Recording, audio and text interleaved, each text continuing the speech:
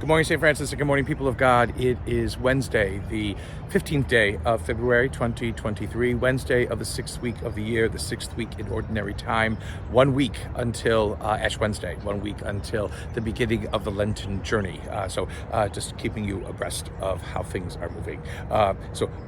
It is a travel day for me today, so that's why I am not in habit. I am heading to DC because since Lent is approaching, it is time to go to visit the postulants, our first year friars, who just beginning their journey with the Franciscans, and they need to learn about Lent. So I get to go up to DC to teach them about Lent a little bit. Back this weekend, but the next 2 days I'm in DC. So just the friary on this morning. It's a nice morning, cool morning. It's going to be 75 here in Carolina if you are not living in Carolina at the moment. So it's going to be a very interesting kind of a day before it gets cold again. Let's see, as we continue to mosey through these last couple of days before the beginning of our Lenten journey, we continue with the saga of Noah and the Ark. The flood has happened. Noah has been afloat for 40 days, it's been raining for 40 days and 40 nights. It doesn't actually ever say how long Noah was actually in the Ark, and so it kind of just is something that sort of happens, and Noah was there for a while, and so once the rain has stopped and Noah's been floating for a while in the Ark, he sends out, 2 birds to try and find if there is any land or whatever it is. The raven goes out and kind of doesn't come back. The dove goes out and finally comes back with an olive branch, showing that there is land. Did the raven find land and just decide not to come back, or did the raven die? Nobody ever knows. But the dove comes back, the symbol of, again, it's been used as a symbol of peace, but it's basically the sense in which, there's dry land now. Remember, it's God was still wrathful and creating this terrible, awful flood that destroys everything. So is God at peace now that the flood has happened and wiped away everybody and everything?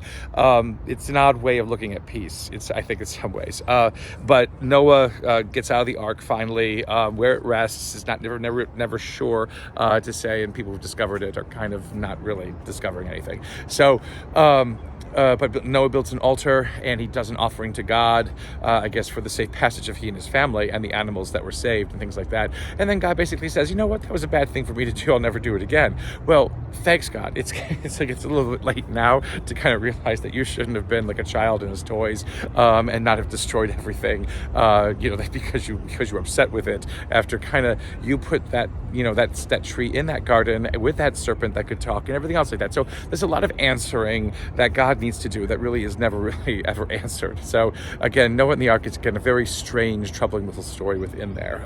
But God does promise, something wonderful, that the seasons will always happen. It will turn from winter into spring, and spring into summer, and summer into fall. There will be seed time and harvest and all these kinds of things like that, which again help us to remember with this strange, wonderful story that God is the one who is in charge. And it's like when we look at our world today, it doesn't mean that we don't take care of it and we don't nurture it and we don't look after it. But we always have to know that it is God who is inspiring us to do this. It is God who is allowing us to experience the wonder and beauty of creation. And it is God who is the one who gives us this great gift of creation and asks us, again, to create a world out of it, even if God wants to destroy that world, again, at one time.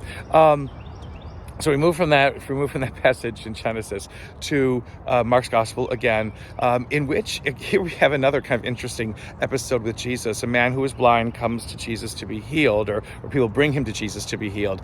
And Jesus, puts spittle into the man's eyes and says, "Can you see?" He says, "Kinda, but they all look like walking trees," and things like that. And so Jesus has to do it a second time for the man to be healed. Okay, so why doesn't God get it right on the first time?